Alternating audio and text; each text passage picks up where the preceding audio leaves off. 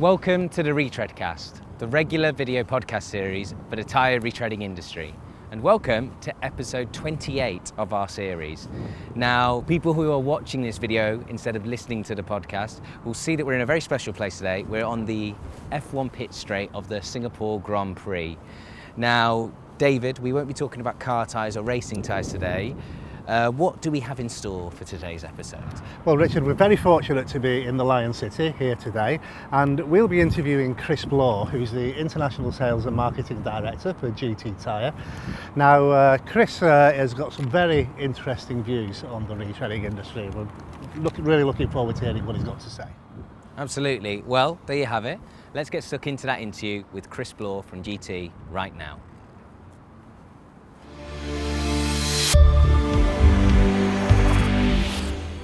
Well, we're here today at TyreXpo Asia, and today we're going to talk to Chris Bloor of the Retreadcast. He's the Executive Director, International Sales and Marketing for the GT Tire Group, and we're going to talk about the retreading market. So, Chris, welcome to the Retreadcast. Thank you, David. Not at all. So let's begin by talking about your presentation at the Retreading Conference today. During that presentation, you mentioned the fact that global macroeconomic factors seem to favour retreading at the moment, thanks to a number of factors: environmental trends, shipping costs, the tariff situation, etc. But despite this, retreading is still facing significant challenges. So could you please talk us through those challenges as you see them? Yeah, sure. I mean, the first thing to say, there are winners and losers in every sphere of business. But certainly, global perspective is that retreading is quite a challenge for some players at the moment. So what are those challenges? I think one of the issues is that end user fleets are often distracted and tempted by upfront price, and they're not reminded about whole life cost. So I think one of the challenges that needs to be continually assessed and dealt with is the fact that the whole premise of a new and retread value proposition hinges on communication of the purchasing decision being the correct one. And the elements of that mean that you've got to have some form of computation of the initial cost, running cost, and then CPK, whole life cycle. Yeah. And if that is not continually drip fed and verified and monitored and checked to make sure it's still competitive, and it should be, customers will be tempted to go elsewhere. So I think this is not rocket science. It's nothing new. But to be frank with you, the guys that do it and do it well are winning, and the guys that are not investing and not taking the time to communicate are struggling. And there's a lot of other dynamics around that. But today we're surrounded by the digital transformation in so many ways. When you're going to get an Amazon package, you get a text to say it's four doors away. Well, if you bring that into the world of retreading, we should be able to be thinking about communicating with fleets to say, these tyres have done this, or they're going to come up for renewal, or these casings have passed this acceptance level, and so on. So there's a lot of innovation that can take place in order to overcome some of these challenges. Yeah, absolutely. I mean, the basic idea of communicating the message better is, we've been talking about that for years, haven't we? And it's not rocket science. No, and I'm sorry not to be a very exciting respondent, but I can't. There's no magic silver bullet, No. I really think that it's back to the fundamentals like that. For sure, yeah. But you also point out that the EU retreading market share has continued to decline as a percentage of overall replacement sales. So what are the reasons for this failure to maintain market share, would you say? Well, there's what I call the mechanical effect or arithmetic effect, which is basically as the market gets bigger, if the retread sales in absolute value are static, proportionally they'll be less than the total market. Yeah. And frankly, that's what's going on. Is that as you would expect, over time the total market size increases as economies develop, but it seems to me that the consumers of retread are basically flatlining in a market that is steadily growing. And it comes to the question, why are they flatlining? Well, go back to question number one, which is what are the challenges? And the challenges are, we've got folks, some folks that'll meet them head on, and some folks that are struggling with them. Yeah. So, what, in your opinion, do retreaders need to do specifically in order to make the most of these opportunities in the market? We've spoken a little bit about it already, but what would you say? Can you expand on that a bit? Yeah, well, I mentioned in the presentation earlier that you need an aligned strategy with a new tyre manufacturer, because the raw material of a retread is, of course, a casing, and a casing is produced by a tyre manufacturer. This is a fundamental element of the new and retread equation. Application-based selling, it's not rocket science one more time, but you've got to have the right product in the right place.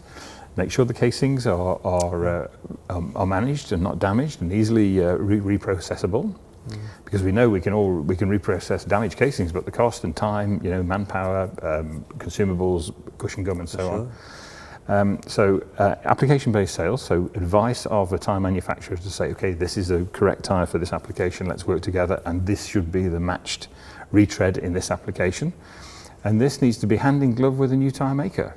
With the retreaders we work with, we try very hard to educate and work together and make joint fleet approaches with them.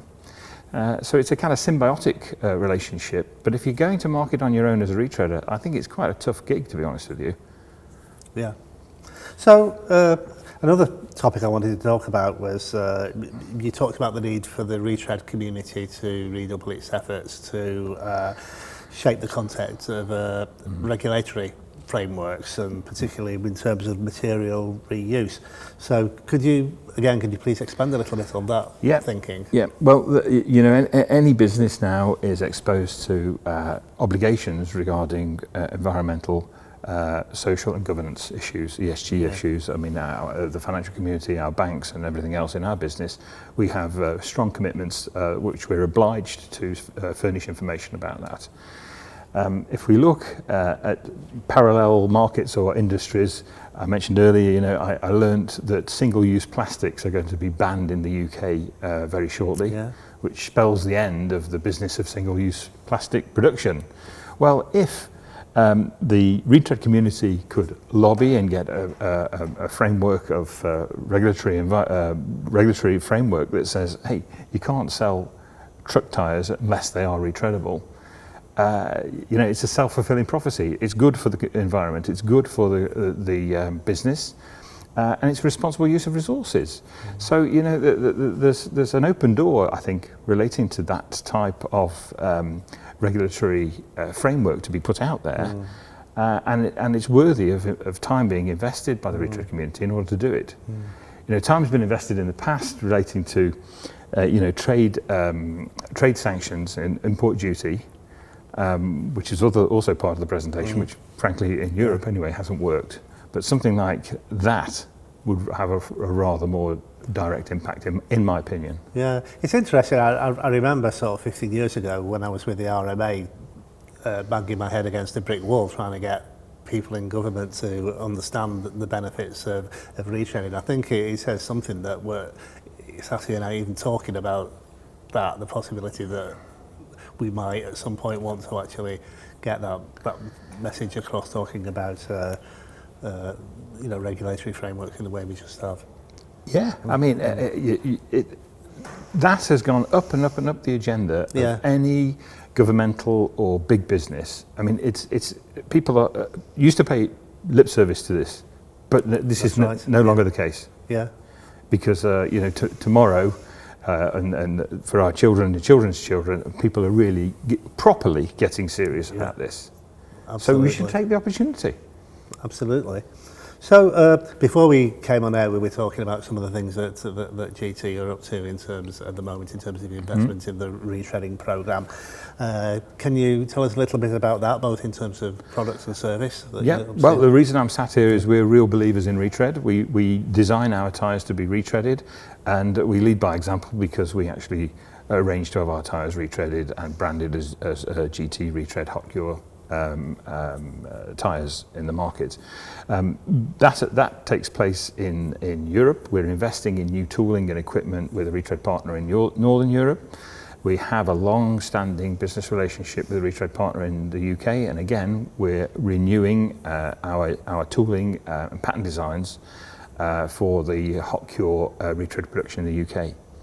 So we are investing in retreading. Yeah. Okay. So in your presentation today, you also talk about an alignment of strategy between retreaders and new tyre manufacturers. So how is GT working with retreaders around the world to take advantage of this? Right.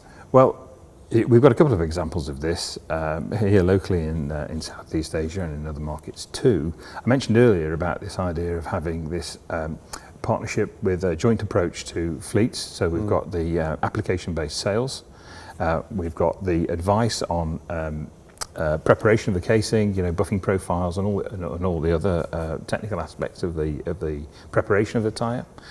We have also got a project of co-branding pre-cure tread liners for specific markets. So we are, if you're co-branding tread liners, that's really tight. Linkage with a retreader, because you're trying to leverage the reputation of the new tyre brand to give credibility to the fact that it's a kind of qualified retreading process using some of the IP of the new tyre manufacturer. So there are a lot of tunes to play on that. We've also got tools we help with the computation of whole life cost. So we try and educate our retread partner staff to continue to communicate, because one of the first questions was, what was the challenge? One of the challenges for retreading is to make sure we've got this continual communication of the purchase decision being the right one. And whilst it's very conducive right now with the macroeconomics, the environmental situation, the shipping, and so on that I mentioned in the presentation, we've really got to work together to make the most of that. And when you align your strategy with a new tyre maker, and GT is a good new tyre maker, I'm bound to say that, but of course there are others. We all understand the competitors out there. But there's strength in numbers, and if you go to market on your own, you succeed or fail on your own efforts. If you go with a tyre maker, both parties have got skin in the game, and it's in both parties' interests to succeed. Absolutely. Okay, so just to wrap the interview up, you talk about current decline in the market share of retreading. So how do you see the future of retreading in general, both for new tyre manufacturers and for independent retread operations? Right. Well, by nature I'm a bit of an optimist, but putting that to one side. Well, just let's take a look. I mean, we mentioned earlier the ESG agenda. All these things are aligned to say, well, there's an open door for the correct reuse and recycling of truck tyres. There's a framework of regulation that needs to be tightened and put in place to make sure that the opportunity is not squandered by disposable, one-use, fit and throw away commercial vehicle tyres, to make sure that by regulation that can be squeezed out, to say there's got to be a responsible manufacturing and responsible recycling. So I'm basically optimistic about it, which is basically why we're investing. So I can see it's challenging, but as I said earlier, amongst all of the challenges, there are winners out there. So some folks are doing it right. So there must be a business opportunity somewhere, providing it's correctly harnessed, Absolutely. Okay, well, Chris, thank you very much for your time today. We really appreciate it. And we look forward to seeing you on the Retreadcast again soon. Thank you very much, David.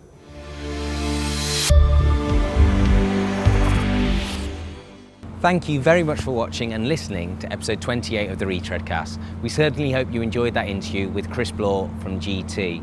We'll be back very soon with episode 29.